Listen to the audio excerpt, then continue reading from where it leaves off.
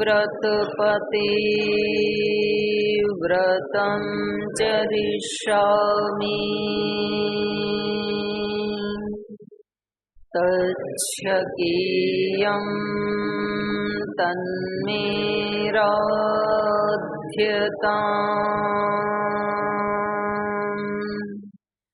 इदमहमनृतात् सत्यमुपैमि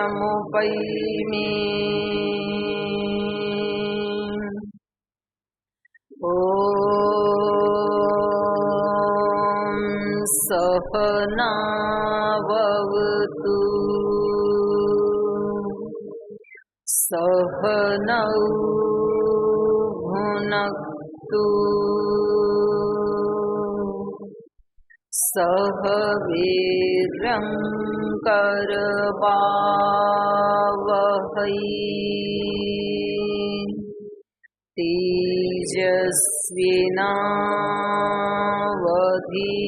तेजस्विनावधीतमस्तु मा विद्विषावहै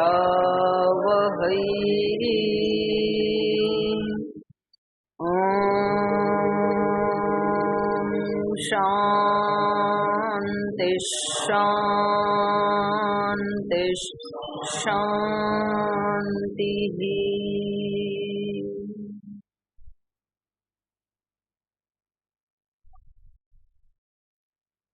वाल्मीकि रामायण के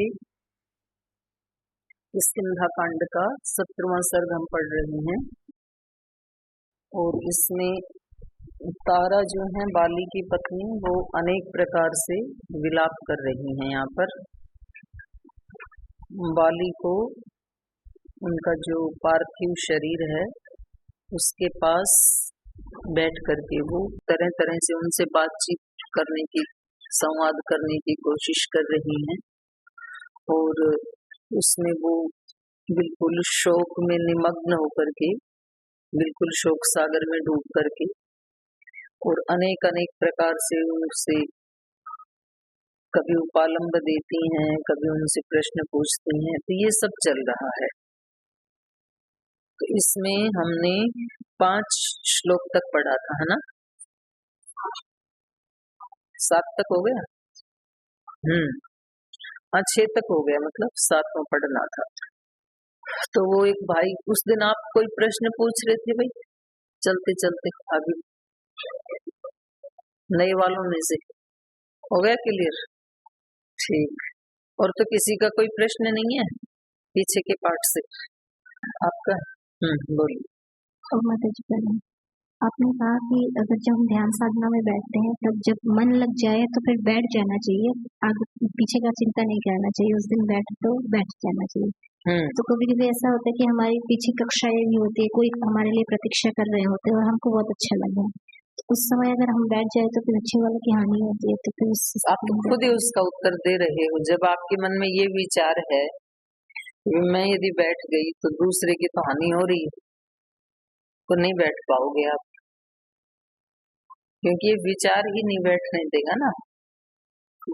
अगर मन में ये आ रहा है तो तब तो व्यक्ति बैठ ही नहीं पाएगा और नहीं बैठना चाहिए। वो तो विचारातीत की बात है। अगर ये विचार आ रहे तो फिर तो बिल्कुल नहीं बैठना चाहिए, क्योंकि अगर मन में फिर एक तो एक द्वंद्व वाली स्थिति बन गई ना। एक मन कह रहे बैठे और थोड़ा बैठे, एक मन कह रहे नहीं ये तो कर्तव्य से विमुखता हो गई, तो तब नहीं बैठना चाहिए। मैंने तो बात कही थी कि मतलब आप विचारातीत हो गए, कोई आपको भान ही नहीं है अभी संप्रज्ञात समाधि में, तो तब ठीक। और इसका एक तो सुनिश्चित कभी हानि नहीं होगी क्या? तो पीछे वाले तो कोई प्रतीक्षा कर रहे हैं ना, तो उनको तो फिर के लिए तो नुकसान हो जाएगा फिर। संप्रज्ञात समाधि हाँ, लगाओगे अगर तब ऐसी स्थिति में हानि, बैठ तब देखो। हानि नहीं होगी। आप जो उनकी वो जो कमाई कर रही हो ना आप, तो उससे आप बहुत पॉजिटिव वाइब्रेशंस डाल रही हो एनवायरनमेंट में। तो आप जो उनको पढ़ाते, उससे भी बड़ा कुछ आप देने की पात्रता इस समय हासिल कर रहे हो, क्योंकि आप उनको वही तो दोगे जो आपके पास है। तो इससे बड़ी तो कोई चीज हो नहीं सकती है। जो व्यक्ति सच में अपनी इंद्रियों पे, मन पे संयम करके और कुछ सूक्ष्म जगत में, आध्यात्म जगत में 2 कदम आगे बढ़ता है, तो ये तो सबसे बड़ी सेवा है संसार की। इससे बड़ी कोई सेवा हो नहीं सकती है। मानवता की सेवा, संसार की सेवा, राष्ट्र की सेवा, जो भी कहो, गुरु की सेवा, उसमें हानि नहीं है। क्योंकि वहां फिर कर्तव्य जो आप निभाते हैं ना, उससे भी बड़ा काम आप कर रहे हैं। जैसे महात्मा बुद्ध तो गृहस्थ थे, उनके बच्चा भी था और पत्नी भी थी, और फिर भी छोड़ के चले गए। तो कोई सद गृहस्थ, सामान्य गृहस्थ यदि छोड़ के जाता है तो फिर पाप लगेगा, कर्तव्य का पालन नहीं किया। श्री अरविंद भी ऐसे ही थे, पत्नी को छोड़ के चले गए थे। तो उनसे कोई पूछे कि भाई आपने तो पाप किया, तो उनको पाप नहीं लगेगा, क्योंकि उन्होंने उससे भी बड़ा कार्य किया ना। आप सब लोग आ गए, माता पिता की सेवा तो की नहीं, साधु बन गए। तो जिन्होंने पाला पोसा, पढ़ाया लिखाया, और आप छोड़ के भागा, ये तो पाप लगेगा नहीं लगेगा? अगर साधु नहीं बने तब तो पक्का लगेगा। कपड़े कपड़े पहने और साधु बने नहीं, तो पक्का पाप लगेगा। फिर कर्तव्य पालन भी नहीं किया और इधर भी नहीं किया। और यदि यदि इस मार्ग में गुरु जी जैसी पात्रता हासिल कर ली, तो फिर बिल्कुल पाप नहीं लगेगा। तो तब तो आपने हजारों माताओं को सुखी बना दिया, हजारों क्या लाखों करोड़ों को बना दिया पूज्य गुरुदेव ने। तो ये देखा जाएगा किस सिचुएशन में क्या निर्णय लेना। चलो आगे चलो, चलिए। अवभग्नश्च मे मानो भग्नामि शाश्वती गतिः, अगाधे च निमग्नास्मि विपुले शोकसागरे, अश्मसारमयं नूनम् इदं मे हृदयं दृढम्, भर्तारं निहतं दृष्ट्वा यन्नाद्य शतधा गतम्, पतिहीना तु या नारी कामं भवतु पुत्रिणी, धनधान्यैः सुपूर्णापि विधवेत्युच्यते जनैः।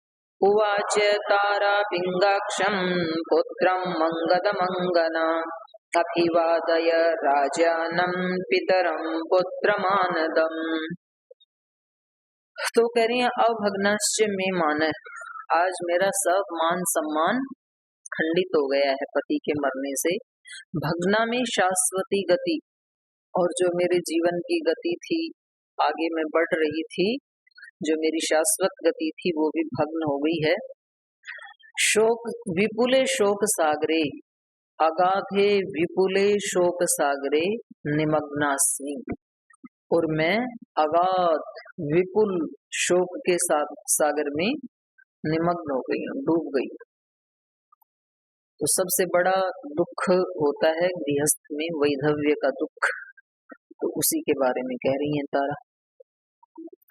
अश्मसारमयम नूनम इदम मे हृदयम दृढ़म, मुझे तो लगता है कि मेरा जो ये हृदय है ये कैसा है, अश्मसारमयम, पत्थर जैसा कठोर है मेरा ये हृदय। क्योंकि भर्तारम निहतम दृष्ट्वा, अपने पति को मरा हुआ देख करके भी, यन्न अद्य शतधा गतम, जो सैकड़ों टुकड़ों में आज खंडित नहीं हो जा रहा है। मेरा हृदय तो 100 टुकड़ों में खंडित हो जाना चाहिए था, इतना बड़ा दुख देख करके, अपने पति को मृत देख करके, लेकिन नहीं, मेरा हृदय टूट रहा है, खंडित नहीं हो रहा है। तो इससे लगता है कि मेरा हृदय पत्थर का बना है, बड़ा वज्र जैसा कठोर है। पतिहीना तु या नारी कामम भवतु पुत्रिणी, भले ही पुत्र पौत्र कितने भी हों, लेकिन गृहस्थ में जो नारी पति से विहीन होती है, धन्य धान्य सुपूर्णापि, भले ही कितना ही धन धान्य हो उसके पास पर्याप्त मात्रा में, लेकिन फिर भी विधवा इति उच्यते जनैहि, लेकिन लोग तो क्या कहेंगे, ये विधवा है। और लोक में तो उससे आगे भी बहुत बहुत कुछ, अभी तो फिर भी थोड़ा लोग चलो पढ़े लिखे हो गए, वरना तो कितने अत्याचार ढाए जाते थे। उसका दर्शन भी हो जाए तो बोले अपशकुनी है। अपशकुनी कैसे हो सकती है? वो तो और ज्यादा ब्रह्मचर्य आदि व्रतों का पालन करती है, तो और ज्यादा दर्शनीय होगी। अपशकुन कहाँ हुआ? एक संयम से जी रही है ना, लेकिन वो लोग की ऐसी हैं मर्यादाएं, तो इसलिए यहाँ पर रामायण में भी ऐसा आया कि भी कितना भी उसके पास धन धान्य क्यों ना हो, तो भी लोग तो ऐसे कहते हैं कि हे दृष्टि से देखते हैं। तो कुछ लोग के जो प्रचलित जो वो है प्रचलन है, परिपाटियां हैं, वो कुछ दोषपूर्ण भी हैं। उवाच तारा पिंगाक्षम पुत्रम अंगदम अंगना, जिसकी पिंगाक्ष पीले नेत्र हैं जिनके, तो जाति विशेष है, बंदर की ऐसी होती है ना, तो वो वानर जाति के जो मनुष्य हैं उनकी भी थोड़ी सी अलग होती है, स्ट्रक्चर अलग अलग होता है ना। जैसे चीन वाले जो हैं उनकी आंखें अलग होती है, नॉर्थ ईस्ट वालों की अलग मिलेंगी, तो ऐसे अलग अलग स्थान विशेष से बॉडी का स्ट्रक्चर भी थोड़ा सा चेंज होता है। तो इसलिए इनकी पिंगाक्षम पुत्रम अंगदम, पीली हैं आंखें जिसकी, ऐसे पुत्र अंगद को तारा उवाच, तारा ने कहा, राजानम पितरम पुत्र मानदम अभिवादय, हे पुत्र मानदम, मान देने वाले, मान सम्मान देने वाले, जो सदा तेरे को सम्मान देते थे और सबको सम्मान देते थे, जो तेरे पिता भी हैं और राजा भी हैं तुम्हारे, तो आप इनको प्रणाम करो। मृतक व्यक्ति को प्रणाम, छोटे भी प्रणाम करते हैं और बड़े भी करते हैं, सब करते हैं, तो इनको तो करना ही था, इनके पिता भी हैं। एवं मुक्तः समुत्थाय जग्राह चरणौ पितुः भुजाभ्यां पीनवताभ्याम् अंगदोऽहमिति ब्रुवन् अभिवादयमानं त्वाम् अंगदं त्वं यथा पुरा दीर्घायुर्भव पुत्रेति किमर्थं नाभिभाषसे न मे वचः पथ्यमिदं त्वया कृतं न चास्मि शक्ता विनिवारणे तव हता सपुत्रास्मि हतेन संयुगे सह त्वया श्रीर्विजहांति मामिह। एवं मुक्त समुत्थाय जग्राह पितुः चरणौ, तो ऐसे जब माता जी ने कहा कि बेटा अपने पिता को प्रणाम करो, तो ये उठ करके, अंगद जो है उठ करके पिता के चरणों के पास जाते हैं। पीनवताभ्याम भुजाभ्याम, क्योंकि ये तो बलवान थे, तो जिसकी मोटी भुजाएं हैं, दंड बैठक लगाते हैं हम लोग, तो ऐसी मोटी भुजाओं वाले पीनवताभ्याम भुजाभ्याम अंगदो अहम इति ब्रुवन, तो वो परिपाटी थी, अभी भी है, दक्षिण आदि में तो ऐसे ही प्रणाम करते हैं, अपना नाम लेकर के इन्होंने कहा कि मैं अंगद आपको प्रणाम करता हूँ। अभिवादयमानम त्वाम अंगदम त्वम यथा पुरा, तो अब तारा अपने पति को संबोधन कर रही है, बाली को, ये कह रही है अभिवादयमानम त्वाम, जब कभी महल में आपको अंगद प्रणाम करता था, तो प्रणाम करते हुए, आपको प्रणाम करते हुए, यथा त्वम पुरा, जैसे पहले तुम इसको आशीर्वाद देते थे, जब ये आपको प्रणाम करता था पहले, तो आप इसको आशीर्वाद देते थे, आज भी आपको प्रणाम कर रहा है, तो आज भी आशीर्वाद दीजिए। यथा त्वम पुरा दीर्घायुर्भव पुत्र, जैसे आप पहले कहते थे कि पुत्र दीर्घायु भव, आयुष्मान भव, आप लंबी उम्र वाले हो। किमर्थम न अभिभाषते, तो तो आज ऐसा क्यों नहीं बोल रहे हो? जैसे पहले इसको आशीर्वाद देते थे, ऐसा आशीर्वाद आज क्यों नहीं दे रही हैं? न मे वचः पथ्यम इदं त्वया कृतम्, न चास्मि शक्ता विनिवारणे तव। बोले मैंने आपको बहुत रोका था, लेकिन मेरे जो वचन थे, न मे वचः इदं पथ्यम त्वया कृतम्, आपने उनको ध्यान से नहीं सुना, उसको पथ्य के रूप में नहीं लिया। मैंने तो आपको रोका था कि मत जाओ, लेकिन आपने मेरी बात नहीं मानी। लेकिन अब न चास्मि शक्ता विनिवारणे तब, उस समय तो मैं आपको रोक सकती थी जबरदस्ती, मैंने सामान्य रूप से कहा तो आपने माना नहीं, पर मैंने भी आपको रोका नहीं जबरदस्ती। लेकिन अब रोकना चाहती हूँ, लेकिन रोकने में समर्थ नहीं हूँ, अब नहीं रोक सकती। न चास्मि शक्ता विनिवारणे तव, आपको अब जहाँ आप प्रस्थान कर रहे हैं वहां जाने से मैं रोकने में समर्थ नहीं हूँ।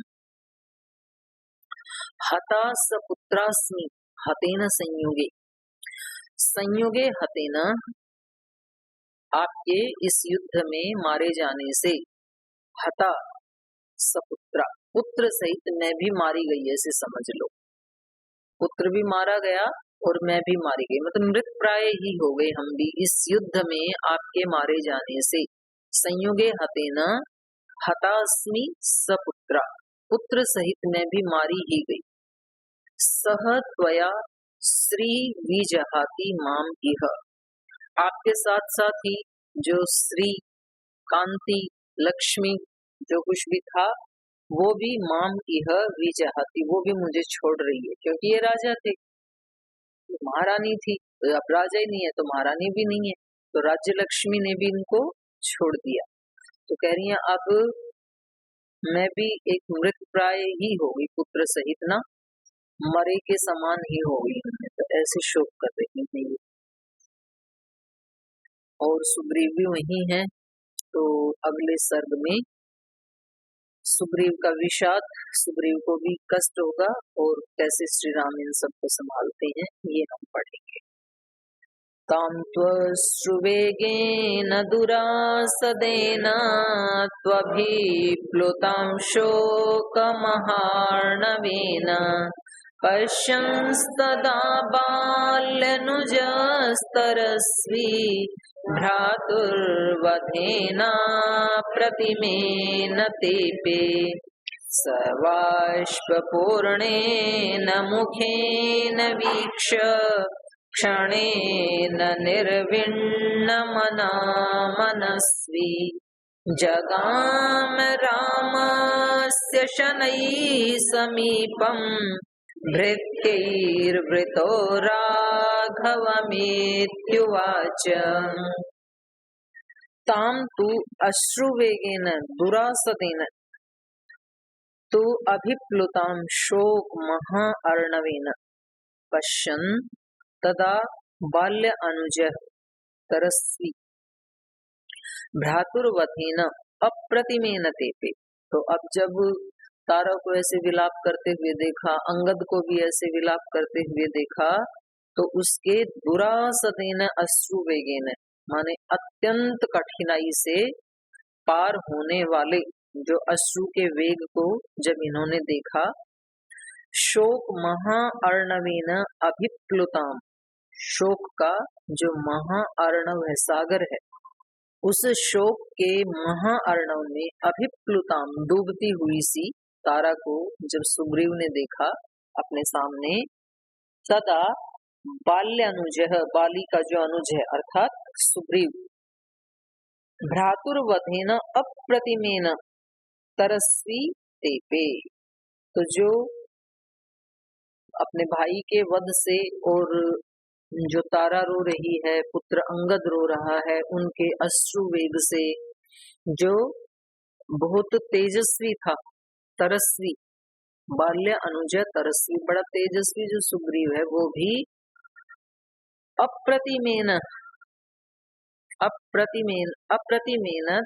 तापेन तेपे, भाई के वध से बहुत ही अप्रतिम माने अत्यंत जो दुख का ताप है उससे वो तापित हो गए, वो भी बहुत ज्यादा दुखी हो गए। ये है भावार्थ। स वाष्पूरणेन मुखेन वीक्ष क्षणेन निर्विण्ण मना मनस्वी। निर्विण्ण मना ये तारा के लिए है, जो बहुत ही निर्विण्ण, उदासीन, उदास, दुखी मन वाली जो तारा है, उसके वाष्पूरणेन मुखेन वीक्ष, उसके अश्रुओं से भरे हुए मुख को देख करके समनस्वी, ये जो सुग्रीव हैं, ये शनैहि रामस्य समीपम जगाम। तो फिर धीरे धीरे राम थोड़े साइड में खड़े होंगे, राम और लक्ष्मण ये सब परिवार वाले बाली की डेड बॉडी के पास इकट्ठे हुए थे। तो उन सब को ऐसे विलाप करता हुआ देख करके अब सुग्रीव भी दुखी हो गए, क्योंकि है तो भाई आखिर में। तो जब परिवार के लोगों को ऐसे शोक से संतप्त देख रहे हैं तो ये स्वयं भी दुखी हो गए और धीरे धीरे ये श्री राम के पास जाते हैं। भृत्य वृत, अपने सेवकों से घिरे हुए, जो भी इनके 4-5 सेवक तो थे इनके साथ, हनुमान जी थे और थे 3-4, तो इन सब से घिरे हुए धीरे से ये श्री राम के पास जाते हैं। राघवम इति उवाच, और राघव को अपने दुख के बारे में बताते हैं। तो देखो व्यक्ति ना, मतलब एक भावावेग में त्रुटि कर तो देता है, लेकिन त्रुटि का परिणाम तो हमेशा दुखदाई ही होता है। तो इन्होंने कुछ भावनाओं में आकर के अपने भाई को मारने का श्री राम से वो ले तो लिया, लेकिन अब ये दुखी हो रहे हैं, उसका परिणाम इनके लिए भी दुखदाई है। अस्यां महिष्यां तु भृशं रुदत्यां पुरे च विक्रोशति दुःखतप्ते हतेऽग्रजे संशयितेऽङ्गदे च न राम राज्ये रमते मनो मे भ्राता कथं नाम महागुणस्य भ्रातुर्वधं राघव रोचयेत राज्यस्य दुःखस्य च वीरसारं न चिन्तयन् कामपुरस्कृतः सन्। अस्याम महिष्यम तु भृशं रुदत्याम, तो ये जो महारानी है तारा, इनके बहुत ज्यादा ये जो रो रही हैं, तो इनको देख करके पूरे च विक्रोशति दुख तप्ते, और जो पूर्ववासी हैं वो भी कुछ लोग आ गए, अंगद आए हैं, महारानी आई हैं, तो कुछ तो सेवक साथ में आएंगे ना, तो वो लोग भी दुख से तप्त हो रहे हैं, रो रहे हैं, इन सब के इस शोक सागर में डूबने से, इनके अत्यंत दुखी होने से, और हते अग्रजे, बड़े भाई के मारे जाने से, संशयिते अंगदे च, और संशय से युक्त अंगद का मन हो रखा है, उसको संशय हो रहा है कि पता नहीं अब सुग्रीव मेरे को भी छोड़ेंगे कि नहीं छोड़ेंगे, क्योंकि मेरे पिता ने इनको निकाल दिया था। तो अब वो भी संशयित मन वाला हो रहा है, तो प्रीति वाले मन वाला तो है नहीं, उसको भी डाउट आ रहा है अपने चाचा के ऊपर। संशयिते अंगदे च, हे राम न मे मन राज्य रमता, अब मेरा मन इस राज्य में लग नहीं रहा, अब मेरे को राज्य अच्छा नहीं लग रहा है, क्या करूं इस राज्य का, कोई भी मेरे से प्रीति नहीं कर रहा है। अंगद का मन शंका से युक्त है, पूर्ववासी हैं वो दुखी होकर के रो रहे हैं, जो महारानी है वो अनेक अनेक प्रकार से विलाप कर रही हैं, तो ऐसे ये दुख और शोक भरे राज्य का क्या करूं, वो राज्य मुझे अच्छा नहीं लग रहा है। ये जो युद्ध हो रहे हैं ना आज संसार में, ठीक है, एक अहंकार की भावना से होकर के हमने इतने मार दिए, हमने इतना लूट लिया, थोड़ी देर के लिए व्यक्ति का अहंकार पोषित होता है, लेकिन उसकी आत्मा को शांति तो नहीं मिल सकती है, सुख तो नहीं मिल सकता है। करोड़ों निरपराध मारे जाते हैं, उन्होंने तो कोई अपराध किया ही नहीं था बेचारों ने। अहंकार टकरा रहा है यदि, तो जो नेता है उनका टकरा रहा है, और जो बेचारे मारे जा रहे हैं वो तो निरपराध है। किसी के बच्चे बिछुड़ गए, माता पिता, पति पत्नी, संबंधी, घर परिवार, बिजनेस, व्यापार सब तहस नहस हो गया। तो इतने लोगों को दुख दे करके, सता करके सुखी तो नहीं हो सकता कोई व्यक्ति। तो ये भी ऐसी ही हालत अब इनकी हो रही है। इन्होंने अपने भाई का वध करवा तो दिया, लेकिन कह रहे हैं अब मेरा मन राज्य में रमण नहीं करता है। यही बिल्कुल स्थिति महाभारत में हुई थी, युद्ध से पहले भी और युद्ध के बाद भी। पहले तो अर्जुन की हुई, वो पहले कह रहा था मैं तो नहीं लड़ूंगा, और युद्ध के बाद युधिष्ठिर की हो गई, बोले रह नहीं सकता यहाँ पर। ऐसे बहुत सारे हैं। कहते हैं कि कलिंग का जो युद्ध हुआ था उसमें विजय प्राप्त करने के बाद अशोक को वैराग्य हो गया था इतने लोगों को। अब वो एक अलग बात है, उड़ीसा वाले मानते ही नहीं कि कलिंग में कोई युद्ध हुआ था और वो कभी जीते भी थे, वो एक अलग बात है। तो बात ये है कि ये तामसिकता से, युद्धों से, खून खराबे से कभी शांति तो नहीं आ सकती है। शांति तो आएगी तो योग से ही आएगी, सेवा से आएगी, धर्म का पालन करने से आएगी, पुण्य से आएगी, सेवा से आएगी, आध्यात्मिकता से ही विश्राम मिल सकता है मन को, वरना नहीं मिल सकता है।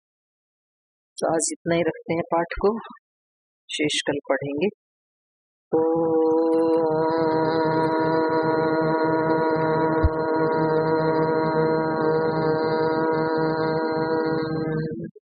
शांति शांति शांति। श्री गुरुभ्यो नमः। ऐसे है मेरे राम, ऐसे है मेरे राम, ऐसे है मेरे राम, ऐसे है मेरे राम। विनय भरा हृदय करे सदा जिन्हें प्रणाम, ऐसे है मेरे राम, ऐसे है मेरे राम। राम सा पुत्र न राम सा भ्राता, राम सा पति नहीं राम सा भ्राता, राम सा पुत्र न राम सा भ्राता, राम सा पति नहीं राम सा भ्राता, राम सा मित्र न राम सा दाता, सबसे निभाए सबका नाता, राम सा मित्र न राम सा दाता, सबसे निभाए सबका नाता। स्वभाव से उदार शांत, सब गुणों के धाम, ऐसे है मेरे राम, ऐसे है मेरे राम, ऐसे है मेरे राम, ऐसे है मेरे राम। विनय भरा हृदय करे सदा जिन्हें प्रणाम, ऐसे है मेरे राम, ऐसे है मेरे राम, ऐसे है मेरे राम, ऐसे है मेरे राम। श्री गुरुभ्यो नमः।